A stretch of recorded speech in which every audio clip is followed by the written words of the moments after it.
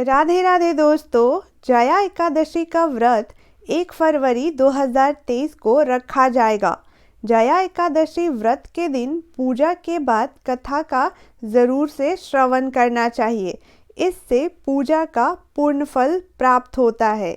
तो आज हम इस वीडियो में जया एकादशी की व्रत कथा के बारे में जानेंगे।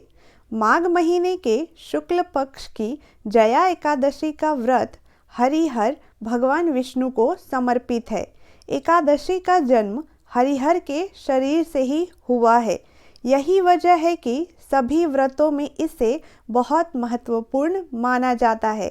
इस साल जया एकादशी का व्रत 1 फरवरी 2023 को रखा जाएगा। पौराणिक मान्यता के अनुसार जया एकादशी व्रत के प्रभाव से साधक कभी पिशाच और प्रेत योनि में जन्म नहीं लेता है। जया एकादशी व्रत के दिन पूजा के बाद कथा का श्रवण करना बहुत ही शुभ माना जाता है। इससे पूजा का पूर्ण फल प्राप्त होता है। अगर आप जया एकादशी का व्रत नहीं भी कर रहे हैं तब भी आपको एकादशी व्रत की कथा को ज़रूर से सुनना चाहिए। तो चलिए दोस्तों, कथा को शुरू करते हैं। पौराणिक कथा के अनुसार धर्मराज युधिष्ठिर ने एक बार श्री कृष्ण जया एकादशी व्रत का महत्व जानने की कोशिश की। श्री कृष्ण ने कथा कहते हुए बताया कि एक बार नंदनवन में इंद्र की सभा में उत्सव चल रहा था। इस सभा में देवतागण और ऋषि प्रफुल्लित होकर उत्सव का आनंद ले रहे थे। उत्सव में गंधर्व गाने गा रहे थे और अप्सराएं नृत्य कर रही थी। इन्हीं में से एक गंधर्व था माल्यवान। वहीं एक सुंदर नृत्यांगना थी जिसका नाम था पुष्यवती।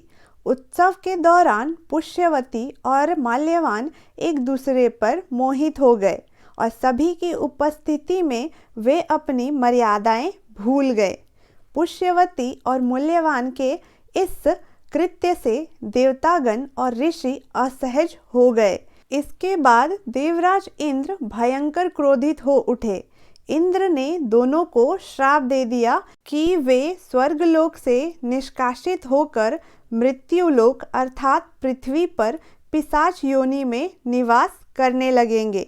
श्राप के प्रभाव से पुष्यवती और मूल्यवान पिशाच योनि में दुख भोगने लगे। प्रेत योनि में दोनों का जीवन बहुत कष्टदायक रहा। माघ मास में शुक्ल पक्ष की जया एकादशी का दिन आया। इस दिन दोनों को सिर्फ फलाहार ही खाने को मिला। दोनों रात्रि में ठंड की वजह से सो नहीं पाए। इस तरह अनजाने में एकादशी का रात्रि जागरण भी हो गया।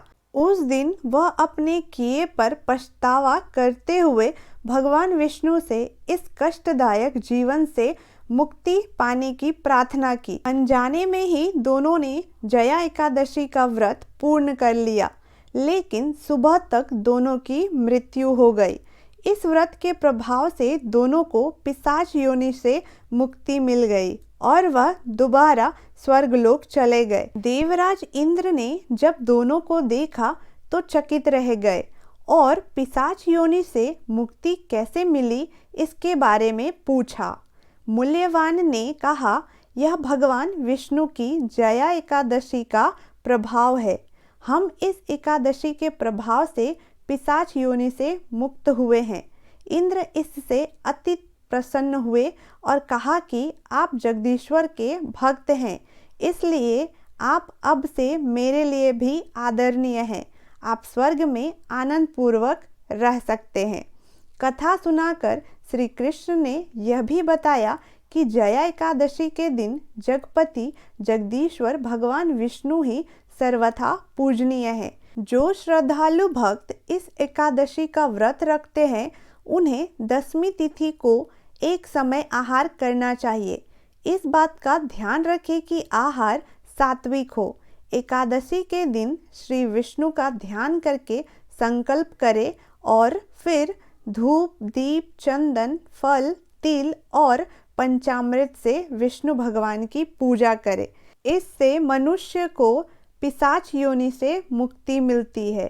तो दोस्तों, आप आपको अगर मेरी ये जानकारी भरी वीडियो पसंद आई हो तो प्लीज़ इस वीडियो को लाइक करें, शेयर करें। फिर मिलेंगे इसी तरह की नई जानकारी भरी वीडियो के साथ। राधे राधे, आपका दिन मंगलमयी हो।